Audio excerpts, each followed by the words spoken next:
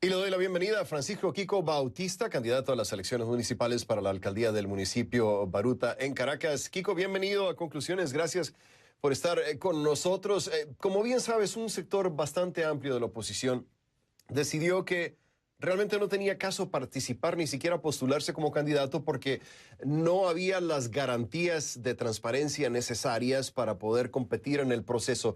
Desde tu perspectiva personal, ¿cuál es la razón más importante por la que decidiste lanzar tu candidatura?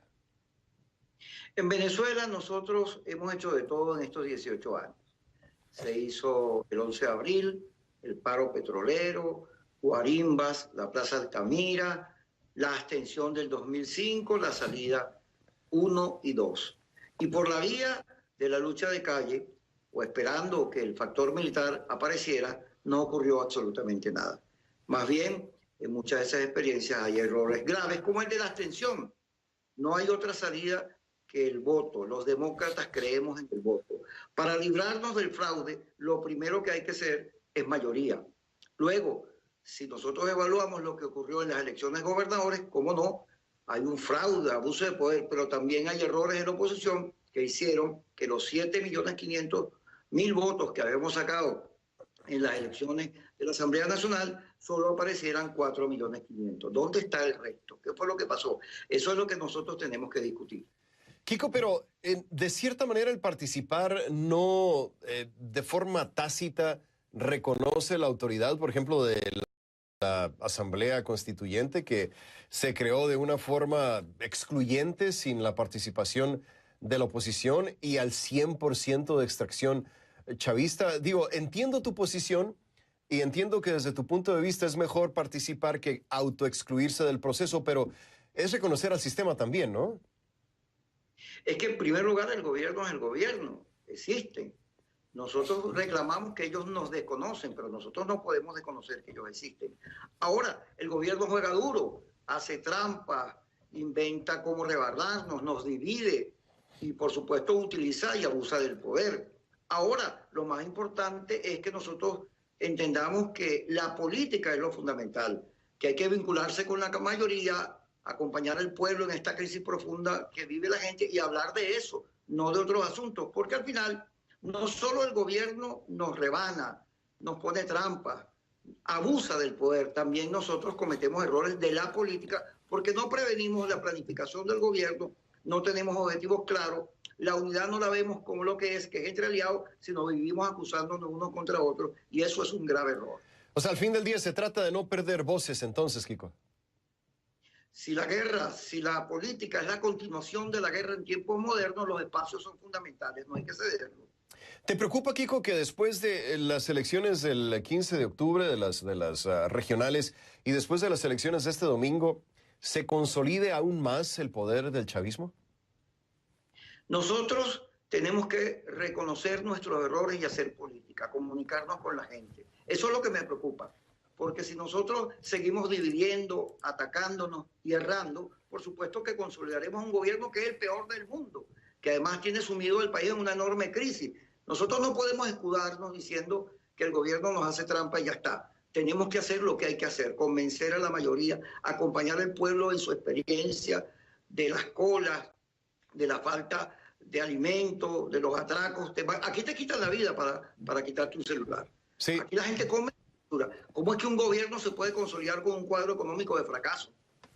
Sí, he estado en Venezuela varias veces en los últimos años y sí, me ha tocado la situación que se vive allá.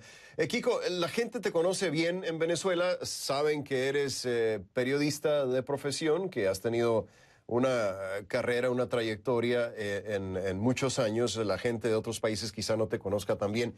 ¿Por qué dar el salto, Kiko, del periodismo a la política?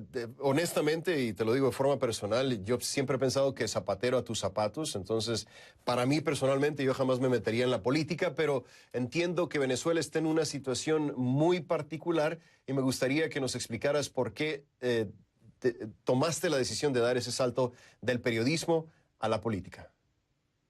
Hubo unas tendencias, Rafael, hace años en el periodismo, el nuevo periodismo se llamó, en el cual se consideraba que el periodista debía ser protagonista, que no debía contentarse con un simple narrador de los hechos.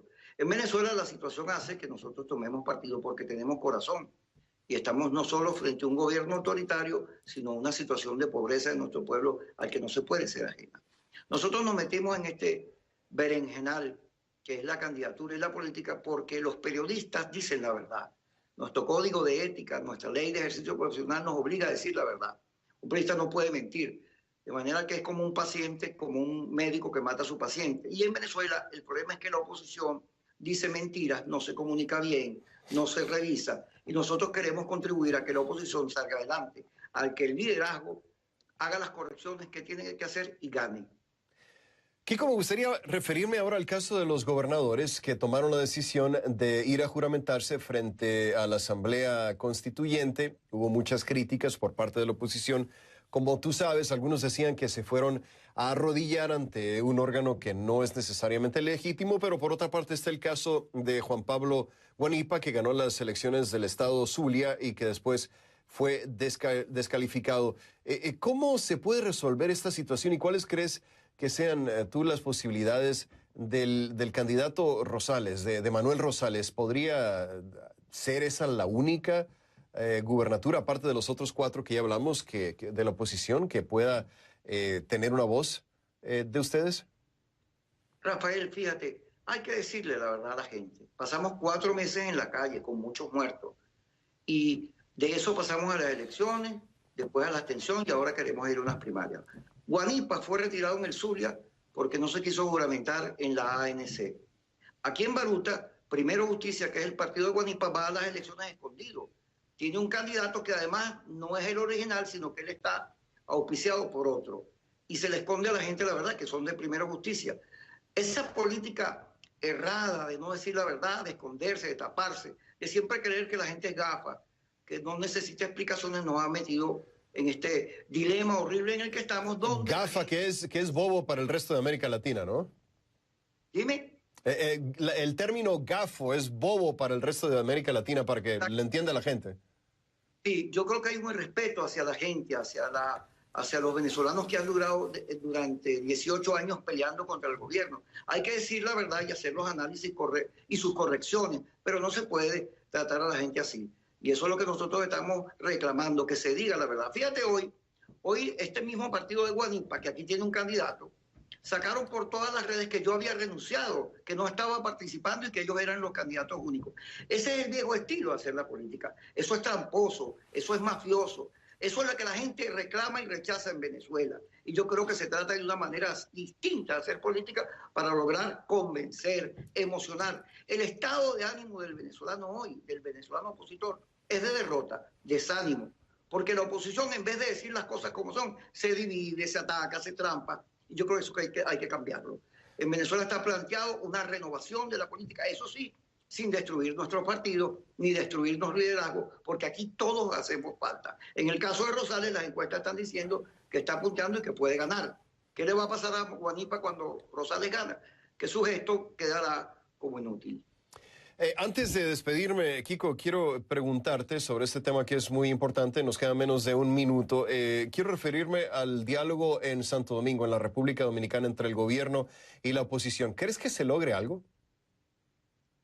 Bueno, el diálogo es un instrumento de la política, así como el voto, como marchar, como hacer una huelga de hambre. No tiene sentido satanizarlo, porque la mayoría de los conflictos recientes del mundo se han resuelto mediante el diálogo. Ahora, el diálogo es para ver qué nos une, no qué nos separa. El problema es que Venezuela está fraccionada, dividida, y no solo el gobierno odia, nosotros también. Y en ese esquema hay una enorme desconfianza. Lo bueno de Dominicana es que hay unos países que se han ofrecido como garantes, que están vigilando el proceso. Yo confío en que en Dominicana el gobierno se comprometa a respetar las elecciones, a tener observadores internacionales y a no hacer trampas, o por lo menos a cuidarse de que nosotros no dejemos que la haga. Entonces el diálogo tiene mucho sentido, no solo eso, nosotros hemos planteado la ayuda humanitaria, nosotros hemos planteado que se reconozca la Asamblea Nacional, también la liberación de los presos. Todo ello es posible si hay entendimiento, porque al final de cuentas el gobierno también debe estar interesado en que en vez de la guerra y la violencia, nosotros por la vía del entendimiento y la racionalidad política nos entendamos. Solo que este es un gobierno perverso, lleno de gente muy deshonesta, creen que la violencia es el único camino. Francisco Kiko Bautista, candidato a la alcaldía de Baruta en las elecciones municipales. Gracias por el contacto, Kiko. Gracias por haber estado con nosotros en Conclusiones. Gracias, Rafael, y espero que la gente vote. Votar es luchar. Gracias y suerte para ti también. Marcelo Longobardo.